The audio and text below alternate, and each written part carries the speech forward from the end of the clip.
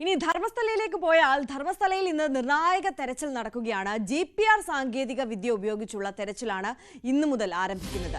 Point 13-ലായിരിക്കും വിശദമായ പരിശോധന.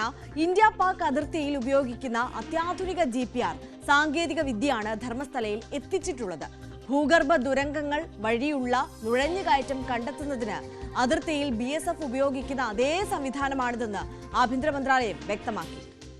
തെരച്ചിൽ കൂടുതൽ ദുഷ്കരമായ സാഹചര്യത്തിലാണ് ഏറ്റവും നൂതനമായ GPS സാങ്കേതിക വിദ്യയുടെ സഹായം SIT തേടിയത്. KV ബൈജു കൂടുതൽ വിവരങ്ങളുമായി നമുക്കൊപ്പം ചേരുകയാണ്. Baiju, very good morning. ഏറ്റവും നിർണായകമായ തെരച്ചിലാണ് അവിടെ നടക്കുന്നത്. അത്യാധുനിക GPS സംവിധാനം ഉപയോഗിച്ചുള്ള തെരച്ചിൽ, വിശദാംശങ്ങൾ.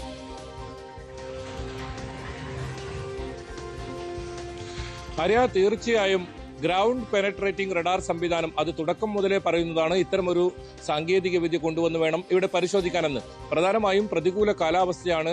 ഈ ശുചീകരണ തൊഴിലാളി ജോലി ചെയ്തിരുന്ന സ്നാനഘട്ടയ്ക്ക് സമീപമാണ് 1 മുതൽ 13 വരെ ഈ അടയാളപ്പെടുത്തിയിട്ടുള്ള സ്ഥലങ്ങളൊക്കെ.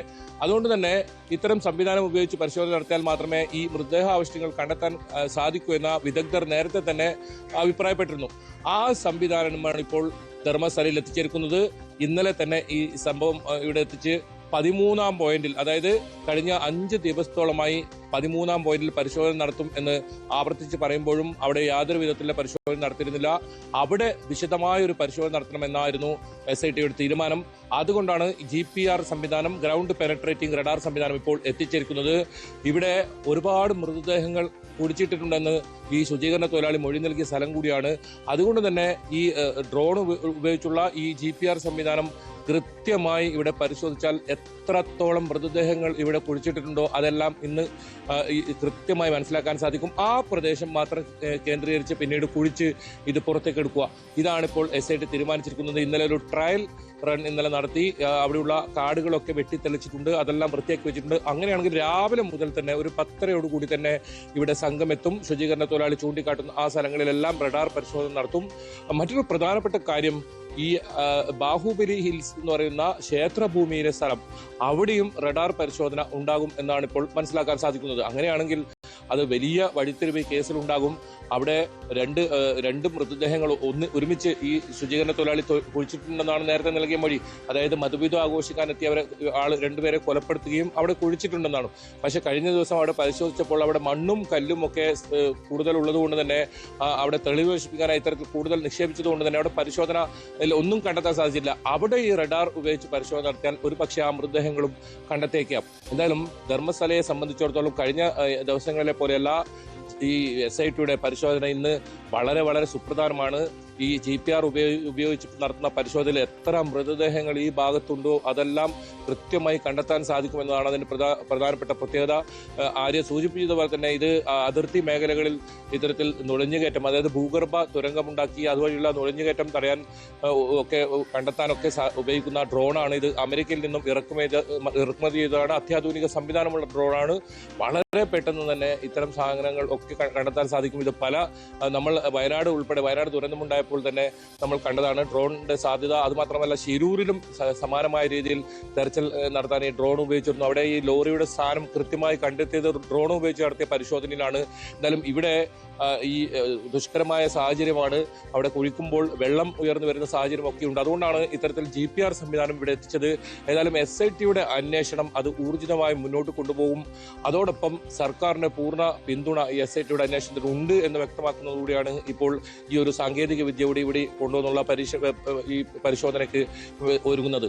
വനമേഖലയോട് കിടക്കുന്ന പ്രദേശങ്ങൾ പോയിന്റുണ്ട്. 70ഓളം പോയിന്റുകളാണ് ആകെ ഇയാൾ ഇപ്പോൾ വെളിപ്പെടുത്തിയിട്ടുള്ളത്. അതിൽ 13 പോയിന്റ് മാത്രമേ മാർക്ക് ചെയ്തിട്ടുള്ളൂ.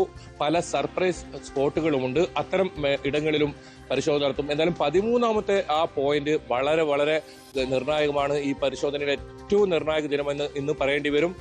ഇയാൾ ജോലി ചെയ്തിരുന്ന സ്ഥലം കൂടുതൽ മൃതദേഹങ്ങൾ കുഴിച്ചിട്ടുണ്ടെന്ന് പറയുന്ന സ്ഥലം. ഒപ്പം 6ഓളം പ്രദേശവാസികൾ ഈ 13ാം പോയിന്റിൽ ഈ ശുചീകരണ തൊഴിലാളി മൃതദേഹം കുഴിച്ചിടുന്നത് കണ്ടു എന്ന് വെളിപ്പെടുത്തലുമായി രംഗത്ത് വന്ന ഒരു സാഹചര്യം കൂടിയുണ്ട്. അതുകൊണ്ട് തന്നെ ഇവിടെ കൂടുതൽ മൃതദേഹങ്ങൾ ഇന്ന് ലഭിക്കുമോ? അതാണ് ഏറ്റവും പ്രധാനം. രാജ്യം മുഴുവൻ ഉറ്റുനോക്കുന്നത് ഇന്നത്തെ തെരച്ചിലാണ്. SITയുടെ ഇന്നത്തെ തെരച്ചിലാണ്. വളരെ വലിയ തെളിവുകൾ ഇന്ന് ലഭിക്കുമോ? ഒരുപാട് ആളുകളുടെ തിരോധാനവുമായി ബന്ധപ്പെട്ട കേസ് രജിസ്റ്റർ ചെയ്തിട്ടുണ്ട്. അത്തരം ആളുകളുടെ മൃതദേഹാവശങ്ങൾ ഇന്ന് ലഭിക്കുമോ? ഇതെല്ലാം ഈ അന്വേഷണത്തെ സംബന്ധിച്ചിടത്തോളം വലിയ വഴിത്തിരിവാകും. എന്തായാലും ഇന്നത്തെ പരിശോധന 10 ആരംഭിക്കും. ശുചീകരണ തൊഴിലാളിയും എത്തിച്ചുകൊണ്ടായിരിക്കും 13ാം പോയിന്റ് പരിശോധന നടത്തുക. ഇവിടെ സുരക്ഷാ സംവിധാനങ്ങൾ കൂടുതൽ ഇന്നുണ്ടാകും. ഇതുവഴി ഒരു പ്രാദേശിക റോഡുണ്ട്. ആ റോഡ് താൽക്കാലികമായി അടച്ചായിരിക്കും പരിശോധന നടത്തുക. ഇതുവഴി വാഹനങ്ങളൊന്നും തന്നെ കടത്തിവിടില്ല. ഈ റഡാർ സിഗ്നൽ അത് തടസ്സമാകുന്നതുകൊണ്ട് തന്നെ ഇന്നലെയും റോഡ് അടച്ചായിരുന്നു ഈ ടെസ്റ്റ് ഉണ്ടായിരുന്നത്. കാടെല്ലാം ഇന്നലെ വെട്ടിത്തെളിച്ചിട്ടുണ്ട്. ഈ ഡ്രോണിന്റെ ഉപയോഗം ആ ഭാഗത്ത് എങ്ങനെ സാധിക്കുമെന്നത് സംബന്ധിച്ച് ഇന്നലെ പരീക്ഷണം നടത്തിയിരുന്നു. എന്തായാലും കാലാവസ്ഥ ഇന്ന് അനുകൂലമാണ്. മഴയില്ല. കഴിഞ്ഞ ദിവസങ്ങളൊക്കെ മഴയുണ്ടായിരുന്നു. അത് ഒരു വലിയ തടസ്സം ഈ പരിശോധനയ്ക്ക് തടസ്സമാകുമായിരുന്നു. പക്ഷേ ഇന്ന് കാലാവസ്ഥ അനുകൂലമാണ്. അതുകൊണ്ട് തന്നെ ഇന്നത്തെ തെരച്ചിൽ കഴിഞ്ഞ ദിവസങ്ങളിലേതുപോലെയല്ല. അത് ഇന്ന് വളരെ പ്രധാനമാണ്. കൂടുതൽ തെളിവുകൾ ഇന്ന് പുറത്തു വരുമോ? അത് തന്നെയാണ് ഇപ്പോൾ കാത്തിരിക്കുന്നതും. ആര്യ, തീർച്ചയായും ഏറെ നിർണായകമായ തെരച്ചിലാണ് ഇന്ന് 13ാം പോയിന്റിൽ നടക്കുന്നത്. അത്യാധുനിക സാങ്കേതിക വിദ്യ ഉപയോഗിച്ചുള്ള തെരച്ചിൽ, GPR ഉപയോഗിച്ചുള്ള തെരച്ചിലാണ് നടക്കുക. KV ബൈജു ആണ് വിശദാംശങ്ങളുമായി നമുക്കൊപ്പം ചേർന്നത്.